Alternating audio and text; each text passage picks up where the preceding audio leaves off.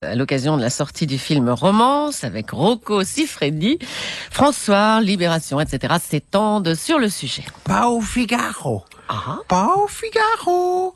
Nous, on ne voulait pas choquer les chaisières. Nous, au Figaro, nous ne voulons pas faire de publicité pour Monsieur Rocco Siffredi et son manche à couilles. Ah non, nous, on reste pudiques. On a même mis un slip sur les oreilles poilues dans la perfite. Et ça dépasse quand même. Et puis, vous savez, au Figaro, les seules pipes qu'on s'autorise, c'est celles de Jacques Faisan.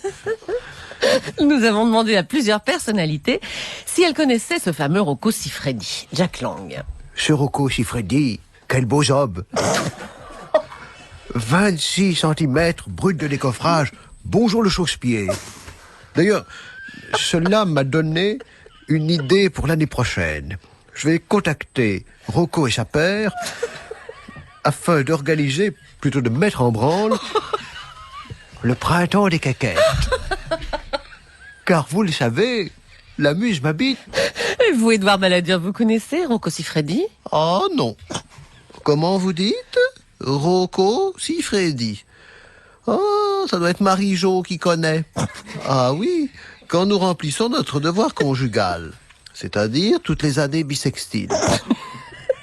Elle me dit, vas-y Rocco, vas-y Rocco, active-toi du démon de pneu.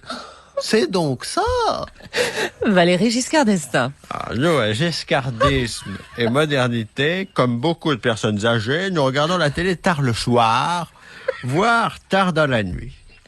Là, en la semaine, les insomniaques regardent TF1, Histoire naturelle, où on vous parle de chasse et de pêche. Bref, on tripote des gaules et on tire des coups.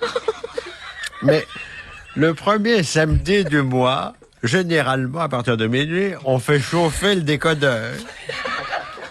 Ça nous change un peu de Derrick, voyez-vous. Derrick est un sexy sous son impair, mais ça change de Derrick. On a déjà vu plusieurs films d'une qualité rare. L'infirmière n'a pas de culotte. La bonne sœur était un moine. Cochonne en chaleur. Tu la sens, ma grosse B, 3 points. C'est dans celui-ci que nous avons connu et reconnu Rocco Siffredi. Pas son visage, hein, son paf. Quand il a vu ça, le président Monory s'est mis à regarder la télévision d'une main. Il a fait se casser la gueule de son ambulateur. Il faut arrêter ce pornocrate européiste. Quand je vois Rocco Siffredi, je dis sus. Alors chaque fois qu'un de ces films passe à la télévision, on l'entend jusqu'à La Roche-sur-Yon. Et vous, l'abbé Pierre?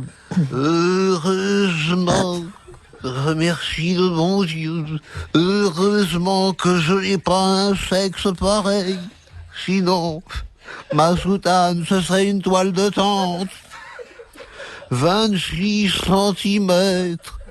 28 centimètres. C'est bien trop. Il y a du rab. Il devrait en donner un peu aux pauvres.